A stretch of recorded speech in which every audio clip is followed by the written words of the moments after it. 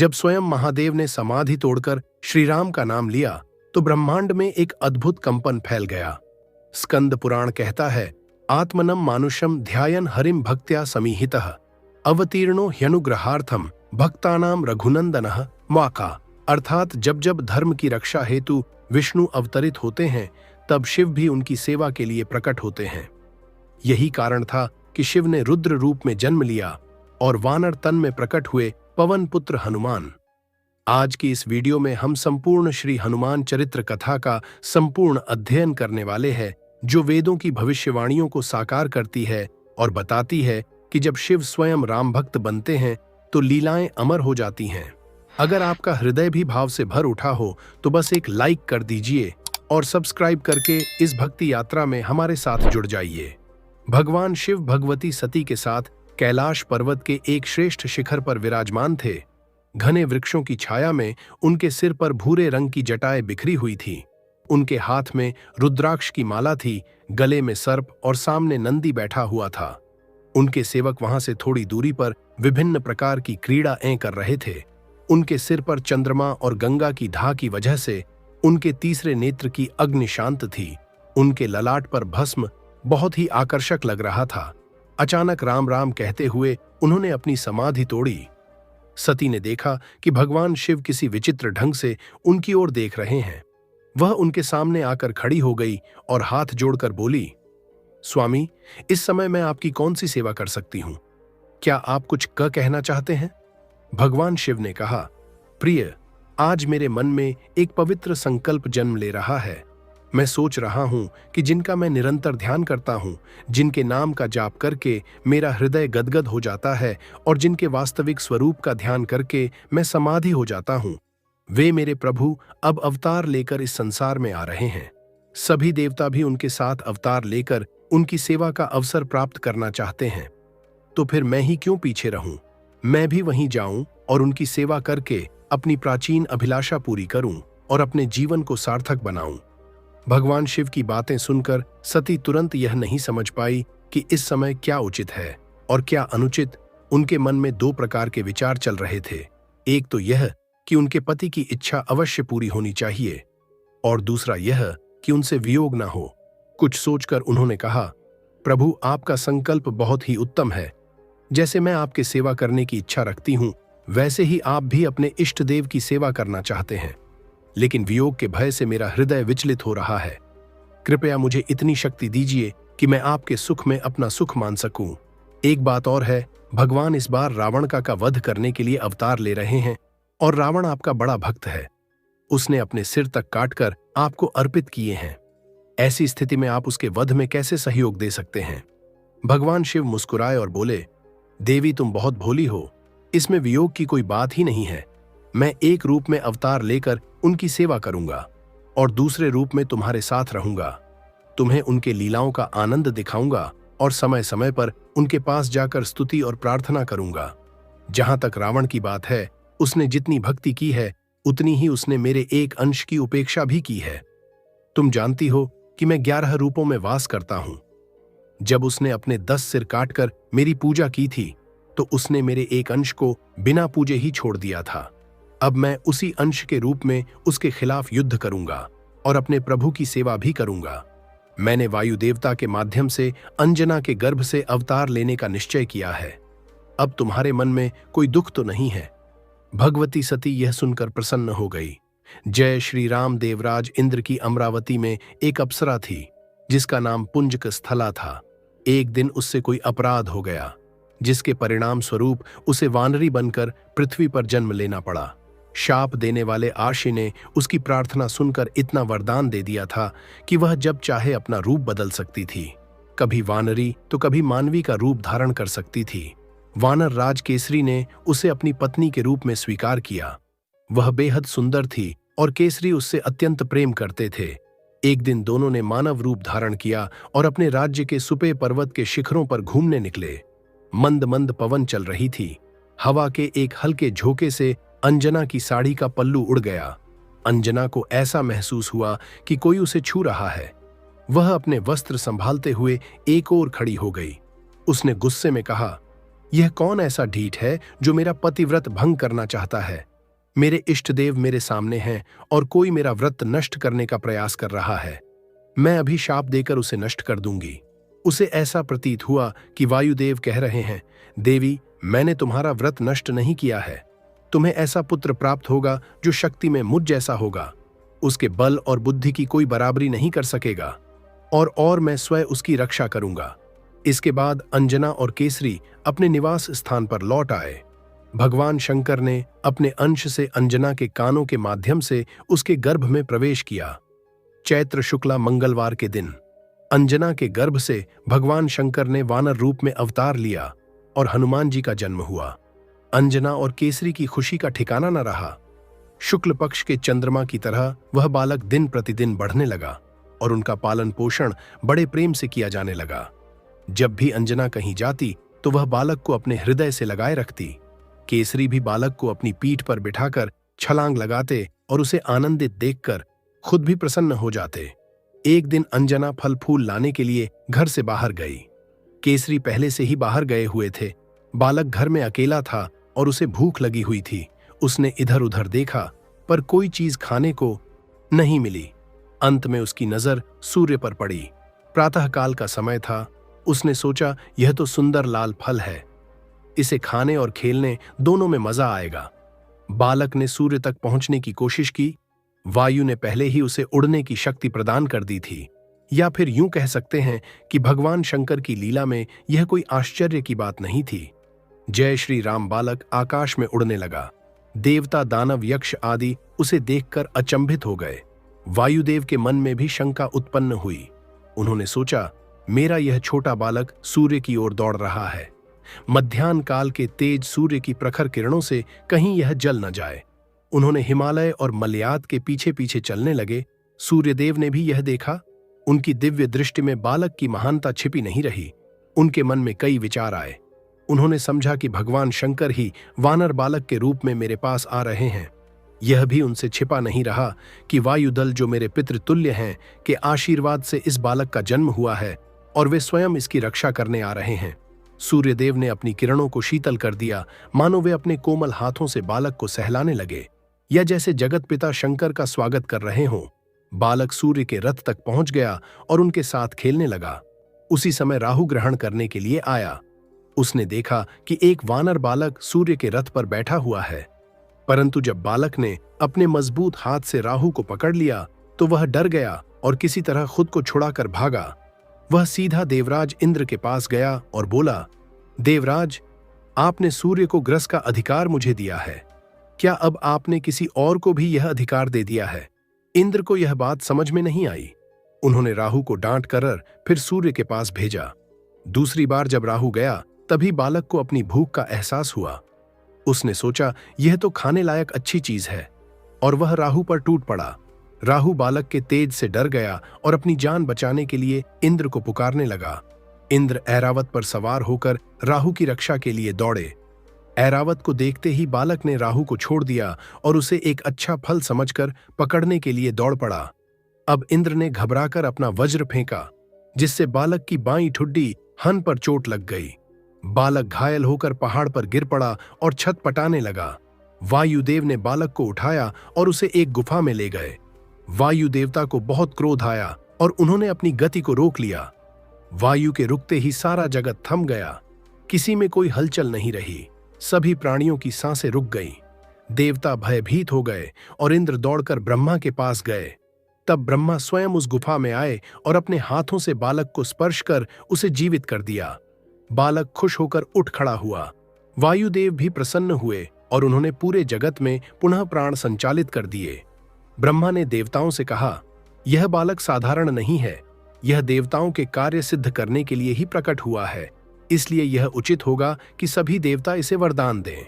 जय श्री राम। इंद्र ने कहा, मेरे वज्र के प्रहार से इसकी हनु टूट गई है, इसलिए आज से इसका नाम हनुमान होगा। मैं इसे वरदान देता हूं कि मेरे वज्र से हनुमान को कभी कोई क्षति नहीं होगी। सूर्य ने कहा, मैं इसे अपने तेज का शतांश प्रदान करता हूं, मेरी शक्ति से यह अपना रूप बदल सकेगा, और जब इसे शास्त्रों का अध्ययन करना होगा तब मैं इसे संपूर्ण शास्त्रों का ज्ञान दूंगा। यह बड़ा कुशल वक्ता बनेगा। वरुण ने अपने पाश और जल से निर्भय होने का वरदान दिया। कुबेर सहित अन्य देवताओं ने भी अपनी ओर से हनुमान को निडर होने का वरदान दिया। विश्वकर्मा ने अपने बनाए हुए दिव्यास्त्र से अवध होने का वर दिया और ब्रह्मा ने ब्रह्म ज्ञान के साथ साथ उसे चिरायु बना दिया और उसे ब्रह्मास्त्र तथा ब्रह्म शब्द से मुक्त कर दिया। जब देवता जाने लगे तब ब्रह्मा ने वायुदेव से कहा, तुम्हारा पुत्र महान वीर होगा, इच्छानुसार रूप धारण कर सकेगा और इसकी गति मन के समान तीव्र होगी। इसकी शक्ति अमर रहेगी और राम रावण युद्ध में यह राम का प्रमुख सहायक बनेगा और उनका प्रिय होगा। इस प्रकार हनुमान को वरदान देकर सभी देवता अपने अपने धाम लौट गए। अंजना और केसरी को जब यह सब सुनने को मिला तो उनकी प्रसन्नता का वर्णन शब्दों में नहीं किया जा सकता। बाल्यकाल में हनुमान जी अत्यंत नटखट थे। एक तो वानर, दूसरे छोटे बच्चे और तीसरे देवताओं से प्राप्त इतनी शक्ति। वे रुद्र का अंश थे। आर्षियों के आसन उठाकर पेड़ों पर टांग देते, उनके कमंडलू का पानी गिरा देते और उनकी लंगोटी तक फाड़ देते। कभी कभी किसी की गोद में बैठकर खेलते और अचानक उनकी दाढ़ी खींचकर भाग जाते। कोई भी उन्हें रोक नहीं सकता था। सब उनके सामने असहाय थे। समय बीतने के साथ जब हनुमान के विद्या अध्ययन का समय आया तब भी उनकी चंचलता वैसी ही बनी रही। अंजना और केसरी इससे बहुत चिंतित उन्होंने हर संभव उपाय किया, परंतु हनुमान किसी भी तरह सही मार्ग पर नहीं आए। तब उन्होंने आर्षियों से प्रार्थना की कि कृपया आप लोग कुछ करें ताकि यह बालक सुधर सके। आर्षियों ने विचार किया और तय किया कि इसे अपने बल का बहुत अहंकार है। अगर यह अपना बल भूल जाए तो सुधार संभव है। उन्होंने हनुमान को शाप दे दिया कि तुम अपना बल भूल जाओगे और जब कोई तुम्हें तुम्हारे बल की याद दिलाएगा तभी तुम अपने बल को पुस्मरण करोगे। हनुमान अपना बल भूल गए। अब जब उनका विद्याधन का समय आया, वानर राज केसरी ने उचित संस्कारों के बाद उन्हें वेदों के अध्ययन के लिए सूर्यदेव के पास भेज दिया। वहां हनुमान ने सभी वेद वेदांग का अध्ययन किया। उन्हें पढ़ाई में कोई कठिनाई नहीं हुई क्योंकि वे स्वयं भगवान शिव के अवतार थे। फिर भी परंपरा की रक्षा के लिए उन्होंने सभी विद्याओं का अध्ययन किया। कुछ ही समय में वे माता पिता के पास लौट आए। अपने पुत्र को सर्व विद्या में पारंगत देखकर माता पिता अत्यंत प्रसन्न हुए और यह सब सूर्यदेव की कृपा से संभव हुआ। जय श्री राम। भगवान राम का अवतार हो चुका था। भगवान शंकर उनकी बाल लीलाओं को देखने के लिए अक्सर अयोध्या आते और वहीं रहते। कभी वे ज्योतिषी बनकर भगवान राम का हाथ देखते तो कभी भिक्षुक बनकर आशीर्वाद देते। जब भगवान राम महल से बाहर खेलने के लिए आने लगे तब एक दिन एक मदारी आया। उसके साथ एक सुंदर नाचने वाला बंदर था। मदारी डमरू बजाता हुआ महल के द्वार पर पहुंचा। कई लड़के इकट्ठे हो गए और भगवान राम भी अपने भाइयों के साथ वहां पहुंचे। यह बंदर कोई साधारण बंदर नहीं था। यह तो स्वयं भगवान शिव थे जो हनुमान के रूप में अपने प्रभु को रिझाने के लिए प्रकट हुए थे। नाचने वाले भी वही थे और नचाने वाले भी वही। यह सब इसलिए था ताकि वे भगवान की मधुर लीला का आनंद ले सके और उनके साथ खेल सके। आखिरकार भगवान राम खुश हो गए। बंदर का नाच देखकर सभी लोग लौटने लगे, पर भगवान राम ने जिद पकड़ ली। उन्होंने कहा, मैं इस बंदर को ही लूंगा। राजकुमार का हठ कौन टाल सकता था। राजा दशरथ ने आदेश दिया कि मदारी जितना चाहे धन ले ले और बंदर राम को दे दे। लेकिन मदारी धन के लिए नहीं आया था। वह तो अपने आप को प्रभु के चरणों में समर्पित करने के लिए आया था। भगवान राम ने अपने हाथों से उस बंदर को लिया। अब तक वे खुद उसे नचा रहे थे और अब भगवान राम नचाने वाले हो गए और नाचने वाले खुद हनुमान। युगों की अभिलाषा पूरी हुई और वे आनंद से नाचने लगे। सभी लोग उस बंदर का नाच देखकर तल्लीन हो गए और मदारी अचानक गायब हो गया। पता नहीं वह मदारी बंदर में ही समा गया या फिर कैलाश चला गया। इस रूप में हनुमान काफी समय तक भगवान राम की सेवा और मनोरंजन करते रहे। जब विश्वामित्र राम और लक्ष्मण को लेकर जाने के लिए आए तब भगवान राम ने हनुमान को अकेले में बुलाकर समझाया। उन्होंने कहा, हनुमान, तुम मेरे सच्चे मित्र हो।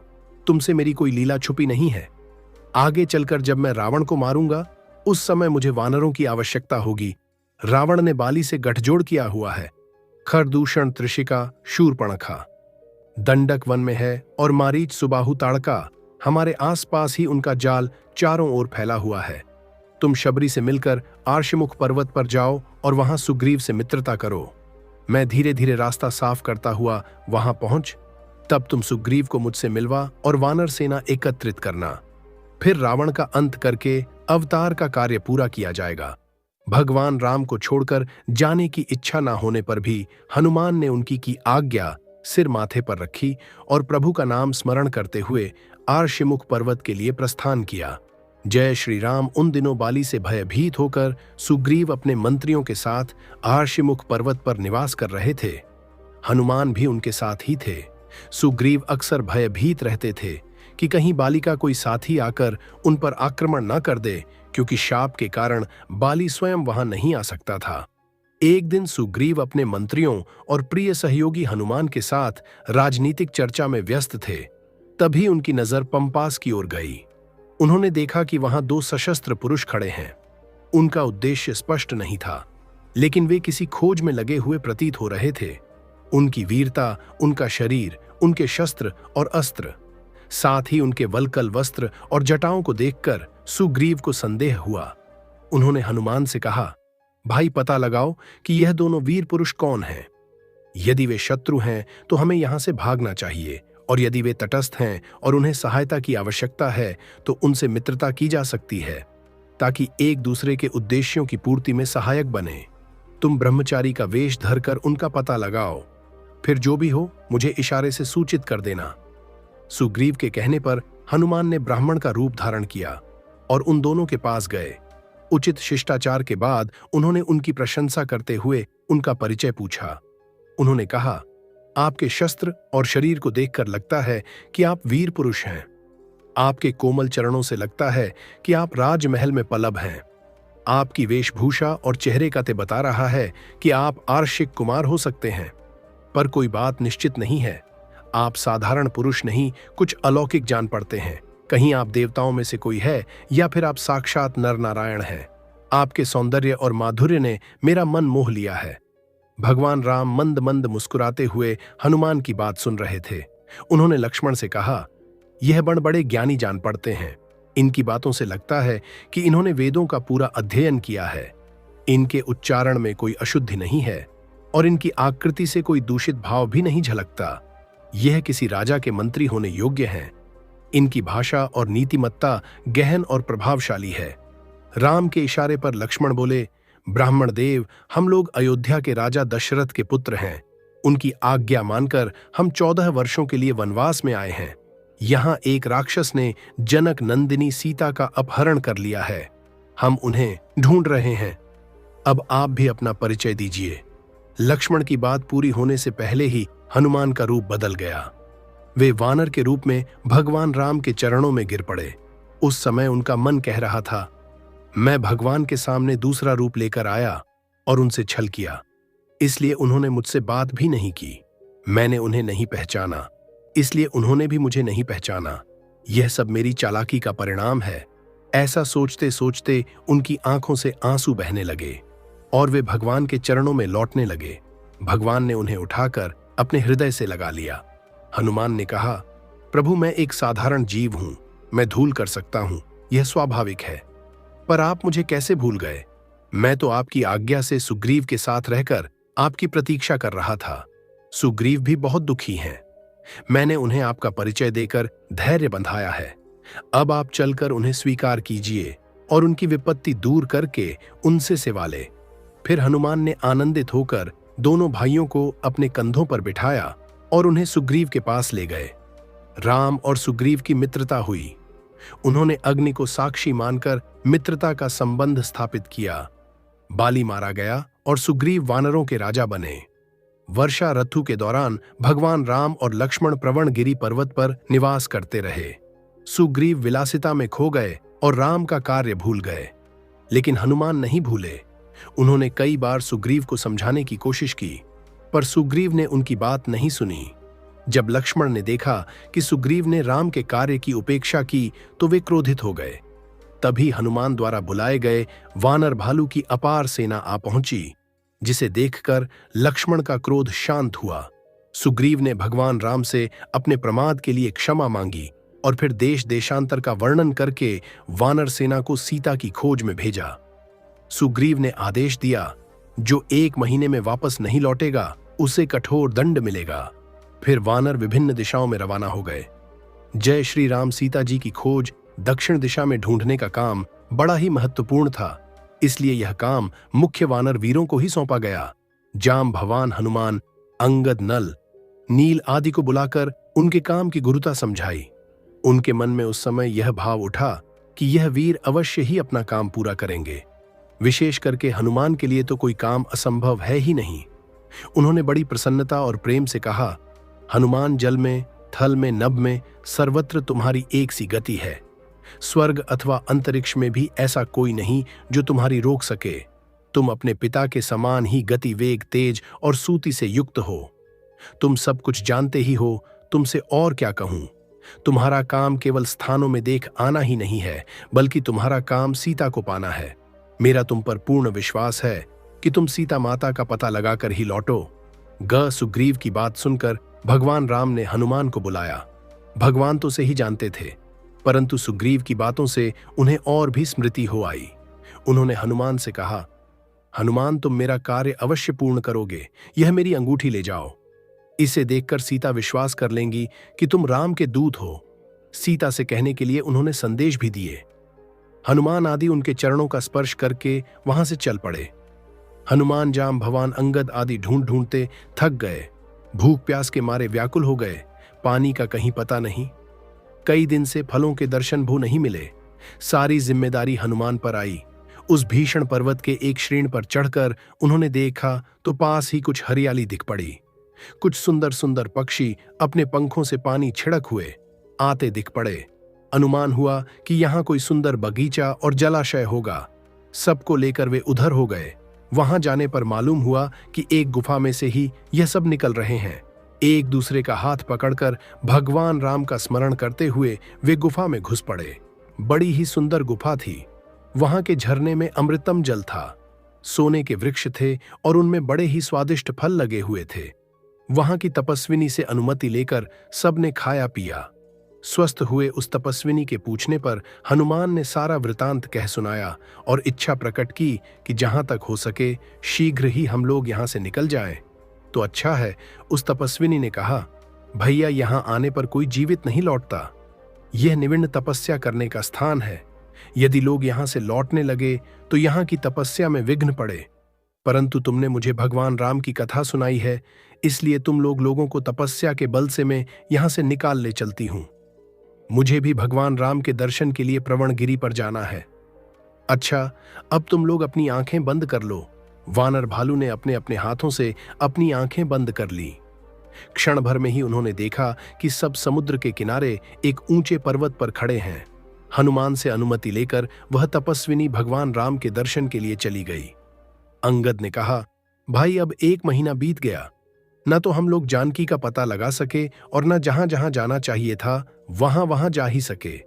अब वहां जाने पर सुग्रीव मुझे अवश्य मार डालेंगे, इसलिए मैं अब यहां रहकर तपस्या करूंगा। तुम लोग जाओ। हनुमान ने कहा, युवराज, आप अमय हो, क्यों हिम्मत हार रहे हैं? सुग्रीव आपसे बड़ा प्रेम करते हैं। आप अपने जीजन से भगवान राम का कार्य सिद्ध होने के लिए चेष्टा करते रहे हैं। गुफा में जाने के कारण हम लोगों को देर हो गई है। वे अवश्य क्षमा कर देंगे और आपको राजा बनाएंगे। आप घबराइए मत। भगवान राम बड़े दयालु हैं। वे सर्वथा आपकी रक्षा करेंगे। चलिए, हम लोग अपनी शक्ति भर उनकी आज्ञा का पालन करें। यदि आप सुख से द्वेष करते हैं, उनके राजा होने से आपको दुख हुआ है और यहां रहकर बचना चाहते हैं, तो यह कदापि संभव नहीं है। आप राम के काम से जी चुराकर चाहे जहां भी छिपे लक्ष्मण के बाणों से नहीं बच सकते। उनका काम ना करने पर जब बच ही नहीं सकते तो उनके पास चलना ही अच्छा है। जैसा वे करेंगे वैसा होगा। हनुमान की बात सुनकर अंगद ने जीवित रहने का संकल्प तो छोड़ दिया, परंतु उन्होंने सुग्रीव के पास जाने की अपेक्षा वहीं अनशन करके प्राण त्याग करना अच्छा समझा। उनके साथ सभी अनशन करने लगे। राम चर्चा होने लगी। उसी समय संपाति के दर्शन हुए। उससे सीता का पता मालूम हुआ। सब वानर भालू समुद्र के तट पर इकट्ठे हुए कौन पार जा सकता है, इस विषय पर विचार होने लगा। अंगद के अत्यंत ओजस्वी भाषण देने पर सबने अपनी शक्ति पृथक पृथक बताई और समुद्र पार जाने में असमर्थता प्रकट की। अंगद ने भी कहा, मैं किसी प्रकार पार तो जा सकता हूं, परंतु लौट सकूंगा या नहीं, इसमें कुछ संदेह है। जाम भवान ने उन्हें युवराज कहकर सम्मानित किया और उनके जाने का विरोध किया। उन्होंने स्वयं भी अपनी वृद्ध के कारण जाने में लाचारी प्रकट की। अब तक हनुमान चुप थे। वे एक कोने में बैठे बैठे सबकी बातें सुन रहे थे अंगद निराश हो गए थे। सीता का समाचार मिलने पर बानर में जो प्रसन्नता आ गई थी उसका अब कहीं पता नहीं था। जामवान ने अंगद को संबोधित करके कहा, युवराज, निराश होने का कोई कारण नहीं है। समुद्र पार जाने के लिए केवल बल की ही आवश्यकता नहीं है, विशाल बुद्धि की भी आवश्यकता है। इस काम के लिए भगवान शंकर ने स्वयं अवतार धारण किया है। राक्षसों का सहार अवश्यम भावी है। उन्होंने हनुमान की ओर देखकर कहा, हनुमान, तुम चुपचाप कैसे बैठे हो? तुम्हारा जन्म ही राम के काम के लिए हुआ है। वायुनंदन, तुम अपने पिता के समान क्षण भर में ही समुद्र पार हो सकते हो। तुम्हारी बुद्धि अप्रतिम है। तुम विवेक और ज्ञान के निदान हो। तुम अपने अंदर इतना बल लेकर चुपचाप कैसे बैठे हो? जाम भवान ने हनुमान के जन्म, देवताओं के वरदान और आर्षियों के शाप की कथा कही तथा स्मरण कराया कि तुम जो चाहो कर सकते हो। जय श्री राम। हनुमान जी हमेशा भगवान के स्मरण में लीन रहते थे। उन्हें अपने बल या शक्ति का एहसास नहीं था। जैसे ही जाम भवान ने उन्हें संबोधित किया, उन्हें महसूस हुआ कि उनमें अपार शक्ति है। उन्हें भगवान की अनंत कृपा प्राप्त है और भगवान की सभी शक्तियां भी उनके साथ हैं।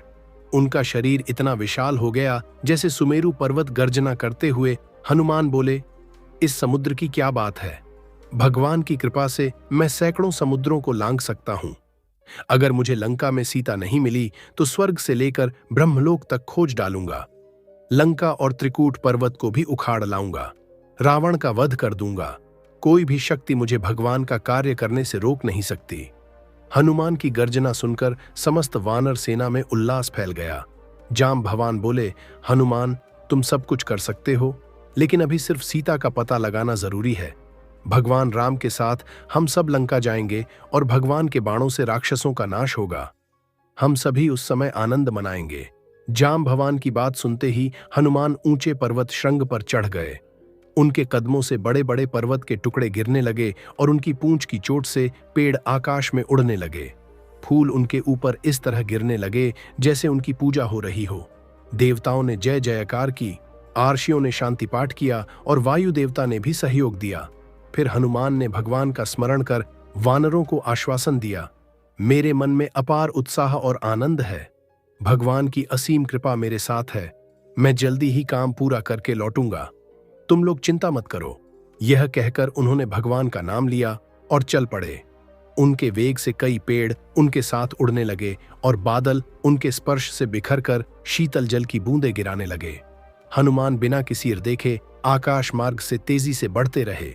जय श्री राम। समुद्र ने सोचा कि राम के पूर्वजों ने ही मुझे यह स्वरूप प्रदान किया था, परंतु मैंने उनके लिए कुछ नहीं किया। कहीं राम के मन में यह ना आ जाए कि सीता हरण में समुद्र का भी हाथ रहा है, क्योंकि एक तरह से रावण मेरे भीतर ही रहता है। मैं उसके किले की खाई बना हुआ हूं। अगर मैं उनके दूध का स्वागत करूं और उनके विश्राम का कोई प्रबंध कर सक तो शायद मैं इस कलंक से बच जाऊं। उसने मैनाक पर्वत से कहा, मैनाक, रामदूत का स्वागत करो। मैनाक ने विशाल रूप धारण किया और समुद्र के ऊपर प्रकट हुआ। हनुमान ने सोचा कि यह कोई विघ्न है और उसे अपने पैरों से पाताल में धकेलने वाले थे। तभी मैनाक ने मानव रूप धारण कर लिया और अपने पर्वत शिखर पर खड़ा हो गया। उसने निवेदन किया, हनुमान, तुम वायु के पुत्र हो जो मेरे सहायक हैं। जब इंद्र ने अपने वज्र से पर्वतों के पंख काटे थे, तब तुम्हारे पिता की सहायता से ही मैं समुद्र में समा सका और अपनी जान बचा पाया।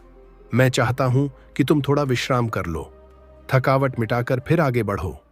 भगवान राम का कार्य तो समस्त जगत का कार्य है। उनके दूध की सहायता करना भी पूरे संसार की सहायता करना है। मुझे आशा है कि तुम मेरी विनती स्वीकार करोगे।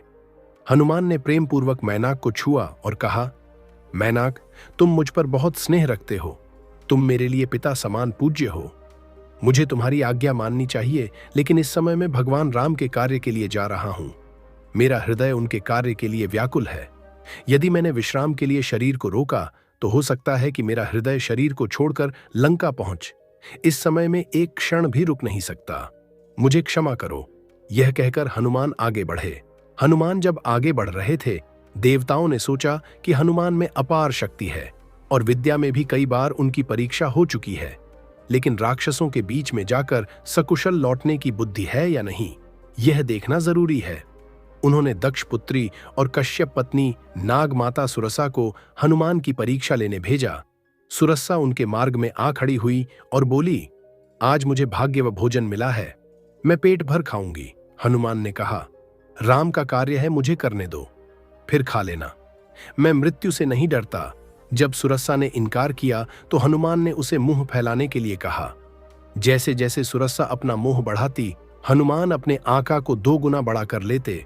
जब उसने योजन का मुंह बना लिया तो हनुमान ने अपना रूप छोटा किया और उसके मुंह में जाकर तुरंत बाहर निकल आए। सुरसा ने हनुमान के इस बुद्धि कौशल को देखकर प्रसन्न होकर उन्हें आशीर्वाद दिया और विदा किया। राहु की माता सिंहिका समुद्र में रहती थी। जब कोई ऊपर उड़ता तो उसकी छाया पानी में पड़ती और सिंहिका उस छाया को पकड़कर उसे खींच लेती थी।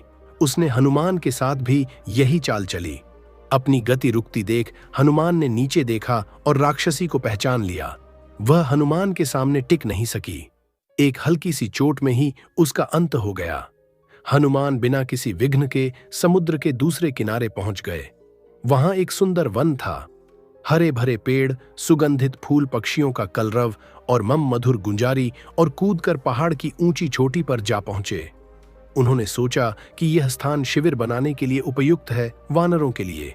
यहाँ फल फूल पर्याप्त मात्रा में है, मीठा जल भी है और सबसे बड़ी बात यह है कि यहाँ से पूरी लंका दिखाई देती है। हनुमान ने वहां से लंका की बहुत सी बातें जान ली और लंका के किले की कठिनाई का आकलन किया।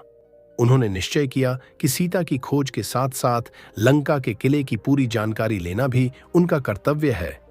जय श्री राम इतने बड़े शरीर के साथ लंका में जाना और वहां की हर एक चीज को ध्यान से देखना असंभव था। इसलिए महावीर हनुमान ने अपनी अणिमा सिद्धि का प्रयोग करते हुए अपने शरीर को छोटा कर लिया और भगवान का स्मरण करते हुए लंका के द्वार पर पहुंचे।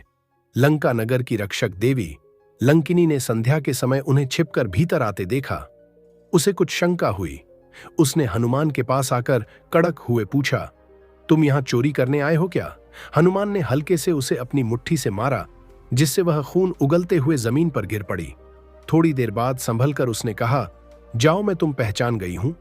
ब्रह्मा जी ने पहले ही बता दिया था कि जब एक वानर के प्रहार से मेरी यह हालत हो तो समझ लेना कि रावण का अंत निकट है। हनुमान लंका के भीतर प्रवेश कर गए। उन्होंने लंका में प्रवेश कर राक्षसों के आहार विहार और सोने के स्थान देखे। उन्होंने उनके अस्त्रागार, मंत्रणा कक्ष और सेना के ठिकानों का भी अवलोकन किया। सीता जी को ढूंढने के लिए उन्होंने रावण अंतःपुर में भी अच्छी तरह से खोजबीन की। मंदोदरी और अन्य स्त्रियों को देखा, लेकिन सीता जी का कोई पता नहीं चला। हनुमान थोड़े चिंतित हो गए। उनके मन में ग्लानि उत्पन्न हुई और सोचने लगे, कहीं मैंने धर्म का उल्लंघन तो नहीं किया? पराई स्त्रियों को देखना अधर्म है। आज मैंने जो किया वह मुझसे अब तक कभी नहीं हुआ था। वे चिंता में डूब गए, लेकिन अगले ही क्षण भगवान के स्मरण से उनका मन साफ हो गया और वे एक निर्णय पर पहुंचे। उन्होंने सोचा, हाँ, मैंने पराई स्त्रियों को देखा तो सही, परंतु किसी गलत नजर से नहीं, बल्कि एक आवश्यकता के तहत देखा है। मेरे मन में कोई विकार नहीं है।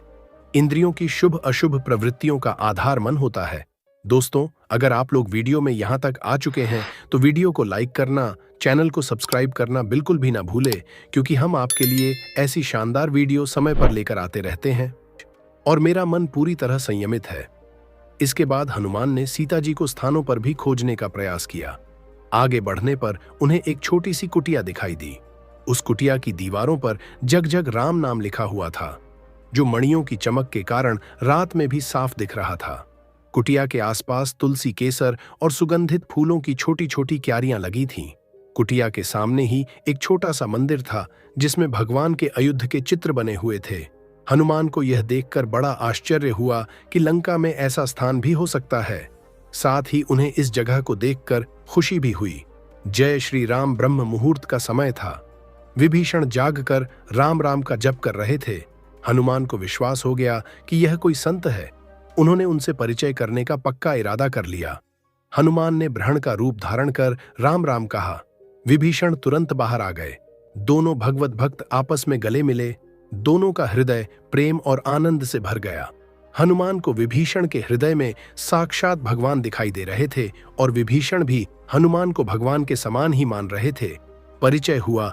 हनुमान ने अपने दयालु प्रभु के पावन चरित्र और सीता हरण की बात सुनाकर अपने आने का कारण बता। विभीषण बोले, हे हनुमान, मैं यहाँ ऐसे ही सतर्क और कठिनाई से रहता हूँ जैसे दांतों के बीच में बेचारी जीभ रहती है। क्या प्रभु मुझ जैसे अनाथ को कभी अपनाएंगे? मेरी जाति तमोगुण है, मुझसे कोई साधना नहीं हो पाती। भगवान के चरणों में प्रेम नहीं है, फिर मैं कैसे आशा करूं कि मुझे भगवान मिलेंगे? लेकिन अब तुम्हें देखकर मेरे मन में विश्वास हो रहा है, क्योंकि भगवान की कृपा के बिना उनके कृपा पात्र संतों का दर्शन नहीं हो सकता। भगवान की कृपा से ही तुमने घर आकर मुझे दर्शन दिए हैं। संतों का दर्शन निश्चित रूप से भगवान के मिलने का संकेत है। हनुमान ने कहा, विभीषण, हमारे भगवान बहुत दयालु हैं। वे सदा से दिनों पर कृपा करते आए हैं। तुम अपनी बात कहते हो, भला मैं ही कौन सा उच्च कुल का हूं? वानर चंचल और साधनहीन होते हैं। दूसरों की भलाई तो मुझसे कोसों दूर रही। अगर कोई सुबह मेरा नाम ले ले तो उसे दिन भर भोजन न मिले। सखे विभीषण, मैं इतना तुच्छ हूं, फिर भी भगवान ने मुझ पर कृपा की है, जो ऐसे स्वामी को जानकर भी भजन नहीं करते, संसार में भटकते रहते हैं। वे दुखी क्यों नहीं होंगे? भगवान की गुणावती याद करते हुए हनुमान का हृदय गदगद हो गया और उनकी आंखें प्रेम के आंसुओं से भर आईं। विभीषण और हनुमान के बीच बहुत सी बातें हुईं। विभीषण के कहने पर हनुमान अशोक वाटिका चले गए। जय श्री राम। मां सीता अशोक के पेड़ के नीचे बैठी थी। उनका शरीर कमजोर हो गया था और उनके बाल जटा में बंधे हुए थे। सिर पर सौभाग्य का चिन्ह केवल एक वेणी रह गया था। वे लगातार भगवान का नाम जप रही थीं और मन ही मन भगवान की लीलाओं और गुणों का स्मरण कर रही थी। हनुमान ने उन्हें दूर से मानसिक प्रणाम किया और शीशम के एक पेड़ पर चढ़कर बैठ गए। रावण आया और सीता को बहलाने फुसला की कोशिश की, फिर धमकाया, लेकिन सीता की दृढ़ता, पवित्रता, राम में निष्ठा और सतीत्व से प्रभावित होकर वापस चला गया। बहुत सी राक्षसीस हुई और ऐसा लगा जैसे अब वे जीवित नहीं रह पाएंगी। तृष्णा ने अपने स्वप्न का वर्णन करके उन्हें सांत्वना दी और फिर बाकी राक्षस वहां से चली गई। थोड़ी देर बाद तृष्णा भी चली गई। हनुमान ने जब माता सीता को बहुत दुखी देखा तो पेड़ से ही राम के जन्म से लेकर विवाह, वनमन, सीता हरण की बातें बताई और अंत में कहा, मैं उन्हीं के भेजने पर यहां आया हूं। हनुमान की यह अमृत समान वाणी सुनकर सीता को बहुत संतोष हुआ, परंतु तुरंत उनके मन में एक शंका भी उठी, कहीं यह कोई राक्षसी माया तो नहीं। हनुमान ने यह भाव भांप लिया और कहा, माता, मैं करुणा निदान राम के चरणों की शपथ लेकर कहता हूं कि मैं उनका सेवक हूं। उन्होंने मुझे एक गुप्त बात बताई थी। जब आप वन में थी और जयंत ने कौवे का रूप धारण कर आप पर आक्रमण किया था, तब राम ने उस पर बाण चलाया था और उसे त्रिलोकी में कहीं शरण नहीं मिली। यह आपकी अंगूठी है जिसे भगवान ने आपके विश्वास के लिए मुझे दी है। आप मुझ पर विश्वास करें। मैं आपके चरण की शपथ खाता हूं। हनुमान का निश्चल हृदय और सच्चा प्रमाण देखकर सीता को विश्वास हो गया। उन्होंने हनुमान को नीचे बुलाया और अंगूठी लेकर वे आनंद से भर गई। भगवान का संदेश पाकर उन्हें ऐसा आनंद हुआ मानो स्वयं भगवान मिल गए हों। उन्होंने हनुमान से कहा, हनुमान, तुमने आज मेरा बहुत उपकार किया है। यदि मैं यह सोचकर कि भगवान मुझे भूल गए या उनका कोई अनिष्ट हो गया, मर जाती, तो यह सुनकर उन्हें कितना कष्ट होता। मेरे कारण वे दुखी हो जाते। हनुमान, क्या वे कभी मेरा स्मरण करते हैं? क्या मैं उन्हें फिर देख पाऊंगी? क्या वे जल्द ही मेरा उद्धार करेंगे? कहते कहते सीता का गला भर आया और आंखों में आंसू आ गए। वे बोल नहीं सकी। हनुमान ने कहा, माता, आप इतना दुखी क्यों हो रही? राम आपके लिए कितने दुखी हैं, इसका वर्णन मैं नहीं कर सकता। वे पृथ्वी से कहते हैं, मां पृथ्वी, मेरी वजह से तुम्हारी प्यारी पुत्री को इतना कष्ट हो रहा है। क्या इसी कारण तुम मुझसे नाराज हो? वे फूलों को देखकर लक्ष्मण से कहते हैं, लक्ष्मण, इन्हें चुन लाओ, मैं सीता के बालों में गूंथूंगा। माता, उनका विरह असहनीय है। वे सदा तुम्हारी याद में खोए रहते हैं। हनुमान ने आगे कहा, माता, भगवान ने आपको संदेश दिया है। प्रिय, तुम्हारी उपस्थिति में जो चीजें मुझे आनंदित करती थीं, वे अब दुख देने लगी हैं। सुंदर पेड़ों की कोमल पत्तियां मुझे आग की तरह लग रही हैं। चंद्रमा गर्मी के सूरज की तरह जलाता है और जो बूंदें पहले अमृत के समान थी, अब जलते हुए तेल सी लगती हैं। शीतल हवा भी मुझे विषैले सांपों की सांसों जैसी प्रतीत होती है। माता, भगवान का दर्द असीम है। हनुमान यह कहते हुए भावुक हो गए। सीता को ऐसा लगा मानो स्वयं राम उनके सामने बोल रहे हों। वे प्रेम से भर गईं और शरीर की सुध भूल गई। हनुमान ने उन्हें धैर्य देते हुए कहा, माता, भगवान का प्रभाव और बल देखिए, राक्षस उनके बाणों के सामने टिक नहीं सकते। भगवान को आपका पता नहीं था, नहीं तो वे राक्षसों का नाश कर आपको ले गए होते। हम सभी वानर भालू उनके साथ आएंगे और राक्षसों को मारकर आपको अयोध्या ले जाएंगे। सीता ने कहा, हनुमान 10 महीने बीत चुके हैं, अब केवल 2 महीने और बचे हैं। यदि इन 2 महीनों में भगवान ने मेरा उद्धार नहीं किया तो मैं उनके दर्शन से वंचित रह जाऊंगी। मैं उनके दर्शन की आशा से ही जीवित हूं। रावण अब तक मुझे मार चुका होता यदि विभीषण ने मेरी रक्षा न की होती। यह कहते कहते सीता व्याकुल हो गई। उनका गला सूख गया और वे बोल न सकी।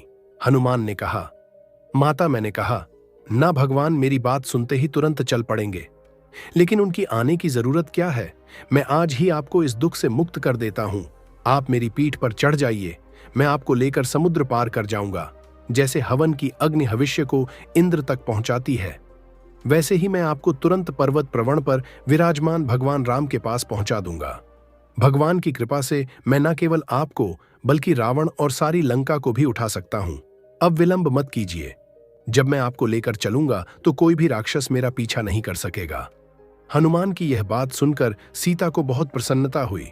उन्होंने कहा, तुम्हारा शरीर तो छोटा है, फिर तुम मुझे कैसे ले जा सकते हो? हनुमान ने सीता को अपना विशाल और रौद्र रूप दिखाया। वे बढ़कर सुमेरु पर्वत के समान हो गए। उन्होंने कहा, अब देर मत करो, कहो तो राक्षसों सहित लंका को उखाड़ लाओ, कहो तो राक्षसों को मारकर लंका ले आऊं। निर्णय कर लो और राम लक्ष्मण को सुखी करो। जानकी ने कहा, हनुमान, अब मैं तुम्हारी शक्ति और पराक्रम को जान गई हूं। तुम वायु और अग्नि के समान प्रतापी हो। तुम मुझे ले जा सकते हो, परंतु तुम्हारे साथ जाना उचित नहीं है। तुम्हारे तेज गति से मैं बेहोश हो सकती हूं और गिर भी सकती हूं। राक्षसों से तुम्हें भीषण युद्ध करना पड़ेगा और मेरे होने से तुम्हें बड़ी मुश्किलों का सामना करना पड़ेगा। युद्ध में यह भी संभव है कि तुम जीतोगे या वे जीतेंगे। हो सकता है तुम जीत जाओ, परंतु इससे भगवान की महिमा नहीं बढ़ेगी। मेरे इस तरह जाने से लोग सोच सकते हैं कि हनुमान अपनी पीठ पर किसे लेकर जा रहे हैं। यह संदेह हमारे चरित्र पर आ सकता है, भले ही वह क्षणिक हो। सीता ने और भी कई कारण बताए और कहा, पतिव्रता धर्म के अनुसार मैं स्वेच्छा से तुम्हारे शरीर का स्पर्श नहीं कर सकती। रावण ने जब मेरा स्पर्श किया था वह मेरी मजबूरी थी, मैं असहाय थी। पर अब मैं क्या कर सकती हूं? जब राम यहां आएंगे और राक्षसों को मारेंगे तभी मैं उनके साथ जाऊंगी। यही उचित होगा। हनुमान ने सीता के विचारों का सम्मान किया और उनकी प्रशंसा की। सीता ने कहा, बेटा, तुम्हारी भक्ति, भगवान पर तुम्हारा विश्वास और तुम्हारा बल देखकर मुझे बहुत संतोष हुआ है। मैं तुम्हें आशीर्वाद देती हूं कि तुम सदा बलवान, गुणी और अमर रहो। भगवान सदा तुम पर कृपा बनाए रखें। हनुमान यह सुनकर पुलकित हो गए। उन्हें और क्या चाहिए था? जीवन का सबसे बड़ा आशीर्वाद यही था। उन्होंने माता के आशीर्वाद को अमोघ मानकर अपने कृतार्थ होने की अनुभूति की। जय श्री राम। माता के दर्शन हो जाने के बाद हनुमान ने सोचा कि अब श्री राम और रावण के बीच युद्ध होना निश्चित है। लेकिन लंका का किला इतना मजबूत है, इसकी 4 दीवार इतनी सुरक्षित हैं और इसके दरवाजों पर ऐसे ऐसे यंत्र लगे हुए हैं कि इसे आसानी से जीतना संभव नहीं है। इन बाधाओं को तोड़े बिना आक्रमण का रास्ता खुलना मुश्किल है, पर इन्हें तोड़ा कैसे जाए? यह एक सवाल है। अच्छा, मैं तो वानर हूं, फल तोड़कर खा सकता हूं, तो वृक्षों की कुछ डालियां तोड़ सकता हूं, क्योंकि इन दुष्टों को भड़काने का यही एक तरीका है। हनुमान ने निश्चय कर लिया। उनकी बुद्धि और बल देखकर माता ने भी अनुमति दे दी। लंका के बाग में कई पेड़ नष्ट कर दिए गए। बाग के रखवाले भाग खड़े हुए और 1000 राक्षसों को धूल में मिला दिया गया। एक घूंसे से ही अक्षय कुमार की हड्डियां चूर चूर हो गईं। सारी लंका में हड़कंप मच गया। पहले तो रावण खुद युद्ध के लिए आने वाला था, लेकिन मेघनाद ने उसे रोक लिया। जब मेघनाद आया तो हनुमान के प्रहार से उसकी हालत खराब हो गई। घबराकर उसने ब्रह्मपाश का इस्तेमाल किया। यद्यपि ब्रह्मा के वरदान से हनुमान ब्रह्मपाश से मुक्त थे, तथापि उन्होंने सोचा कि ब्रह्मपाश का अपमान नहीं करना चाहिए और रावण की सभा में चलकर भगवान की महिमा सुनानी चाहिए, जिससे राक्षस भयभीत हो जाएं। वे स्वयं ही ब्रह्मपाश में बंध गए। जय श्री राम मेघनाद हनुमान को बड़े उत्साह के साथ राज्यसभा में ले गया। वहां पहुंचते ही उनके शरीर से बंधन स्वतः ही खुलकर गिर गए। हनुमान ने देखा कि रावण की सभा में बड़े बड़े देवता, लोकपाल और दिव्य शक्तियां हाथ जोड़े खड़े हैं। सूर्य का प्रकाश मध्यम था, वायु पंखा झड़ रहा था और अग्निदेव आज्ञा की प्रतीक्षा में थे। सभी रावण के संकेत का इंतजार कर रहे थे। हनुमान निडर होकर खड़े रहे। रावण ने उन्हें इस तरह निर्भीक देखकर कुछ सोचा और जोर से हंस पड़ा, लेकिन अगले ही पल उसे अपने बेटे अक्षय कुमार की याद आ गई। उसने गुस्से में कहा, तू कौन है? किसके बल पर तूने इतना उत्पात मचा रखा है? क्या तू मुझे नहीं पहचानता? मैं तुझे अभी समझाता हूं। हनुमान ने गंभीर स्वर में कहा, रावण जो संपूर्ण सृष्टि के रक्षक हैं, जिनके रोम रोम में अनगिनत ब्रह्मांड प्रतिफल बनते और नष्ट होते रहते हैं, जिनकी शक्ति से ब्रह्मा विष्णु और महेश अपने अपने कार्य करते हैं और जिनकी कृपा से शेषनाथ पृथ्वी का भार धारण करने में समर्थ है, मैं उन्हीं भगवान राम का दूत हूं। क्या तुम उन्हें नहीं पहचानते? जनक के धनुष को जो तुमसे हिला तक नहीं, उसे तिनके की तरह तोड़ने वाले को भूल गए हो? खरदूषण तसरा और 14,000 सेना को अकेले मारने वाले को नहीं पहचानते? बाली को जिन्होंने एक ही बाण से मार गिराया, उन्हें नहीं जानते? रावण तुम उन्हें भूल सकते हो, पर वे तुम्हें नहीं भूलेंगे, जिनकी अनुपस्थिति में तुमने भेष बदलकर उनकी धर्मपत्नी को छल से चुराया। तुम उनसे बच नहीं सकते। मैं उन्हीं का दूत हूं। मुझे पहचान लो, बहुत देर नहीं है। उनके बाणों से लंका वीरान हो जाएगी और तुम्हारे महल और किले का नामो निशान तक मिट जाएगा। हनुमान की निर्भीक बातें सुनकर राक्षस कांपने लगे। देवता लोग मन ही मन प्रसन्न हो गए, लेकिन रावण ने हनुमान की बातों को अनसुना कर दिया। हनुमान ने फिर कहा, भूख लगने पर मैंने कुछ फल खाए, इसमें कोई अपराध नहीं है। पेड़ की डालियां तोड़ना तो मेरा स्वभाव है। जिन राक्षसों ने मुझ पर हमला किया, उनसे आत्मरक्षा के लिए मुझे प्रहार करना पड़ा। असली गलती तुम्हारे पुत्रों की है, जिन्होंने मुझे बंदी बनाने की कोशिश की। लेकिन अब सुनो, एक बात मान लो, मैं प्रेम पूर्वक तुम्हारे हित में कह रहा हूं। रावण, जो काल सब कुछ निगल जाता है, वह भी भगवान से डरता है। उनसे वैर करके तुम बच नहीं सकते। जानकी को लौटा, आओ भगवान तुम्हें क्षमा कर देंगे। वे शरणागत के सारे अपराध भूल जाते हैं। तुम भगवान राम के चरणों में आकर लंका का निश्चिंत राज्य भोग सकते हो। तुम्हारी शक्ति, ज्ञान और संपत्ति का अभिमान छोड़ दो। यह कुछ दिनों की चांदनी है। भगवान की शरण लो, यही तुम्हारा उद्धार है। हनुमान की यह सलाह रावण को अच्छी नहीं लगी। उसने क्रोधित होकर राक्षसों को आदेश दिया कि हनुमान को मार डाले। विभीषण ने इसका विरोध किया, यह कहते हुए कि दूध को मारना अनुचित है। यह तय हुआ कि हनुमान की पूंछ जलाने की सजा दी जाएगी। राक्षसों ने कपड़े लपेटकर हनुमान की पूंछ में तेल डालकर आग लगा दी। राक्षस उन्हें पकड़कर पूरे नगर में घुमाने लगे। लोग ताली बजाकर हंसने लगे। हनुमान ने इसे लंका ध्वंस का सही अवसर समझा। उन्होंने अपनी पूंछ से एक झटका दिया और राक्षस अपनी जान बचाकर भागने लगे। हनुमान ने उछलकर एक महल से दूसरे महल तक छलांग लगाई और सभी को जलाने लगे। वायु ने उनकी सहायता की और अग्नि ने भी साथ दिया। लंका जलने लगी। कहते हैं कि लंका की एक काल कोठरी में शनिदेव कैद थे। हनुमान का पैर गलती से उस दीवार पर लगा और दीवार टूट गई। शनिदेव को मुक्त करते हुए उन्होंने हनुमान को आशीर्वाद दिया और कहा कि लंका का विनाश निकट है। पूरी लंका जलकर राख हो गई, सिवाय विभीषण के घर के। जब हनुमान ने देखा कि लंका पूरी तरह तबाह हो चुकी है, तब वे समुद्र में कूद पड़े और स्नान करके फिर से मां सीता के पास पहुंचे। मां सीता ने भगवान राम के लिए उन्हें चूड़ामण दिया और कहा कि जल्दी से जल्दी उन्हें अपना संदेश पहुंचाएं। हनुमान ने सीता का प्रणाम लिया और घोर गर्जना करते हुए अपने यात्रा पर निकल पड़े। जाम भवान, अंगद और अन्य वानर बिना खाए पिए हनुमान की प्रतीक्षा कर रहे थे। हनुमान की गर्जना सुनते ही सबने कार्य सिद्ध होने का अनुमान लगा लिया और उन्हें गले लगाया। मधुबन उजाड़ हुए वानर सेना भगवान राम के पास पहुंची। हनुमान ने सीता की दुर्दशा, लंका के वैभव और रावण की शक्ति का वर्णन भगवान राम से किया। भगवान ने कहा, हनुमान तुमसे अधिक उपकारी कोई नहीं है, मैं तुम्हारा आर्णी हूं। भगवान की यह बात सुनकर हनुमान प्रेम से भगवान के चरणों में गिर पड़े। भगवान राम ने उन्हें उठाकर गले लगाया और उनकी भक्ति की सराहना की। इस प्रकार भगवान शंकर की इच्छा पूरी हुई, जिसके लिए उन्होंने हनुमान का रूप धारण किया था। जय श्री राम। हनुमान के जीवन की यह खासियत है कि जो भी इनके संपर्क में आया उसे इन्होंने किसी न किसी प्रकार भगवान की सन्निधि में पहुंचा ही दिया। लंका में विभीषण उनसे मिले और उनके संग एवं संवाद से इतने प्रभावित हुए कि रावण की पूरी सभा में उन्होंने हनुमान का समर्थन किया और अंततः रावण को छोड़कर भगवान राम की शरण में आ गए। जब सुग्रीव के विरोध के बावजूद भगवान ने शरणागत की रक्षा का प्रण लिया तो हनुमान को जो आनंद मिला वह शब्दों में व्यक्त नहीं की जा सकता। अंगर के साथ हनुमान सबसे पहले विभीषण के पास पहुंचे और उन्हें भगवान के पास लेकर आए। उनका एक ही उद्देश्य है, भगवान की सेवा और शरण में आए लोगों की मदद करना। समुद्र पर सेतु बंधन के समय हनुमान ने कई पहाड़ वहां पहुंचाए।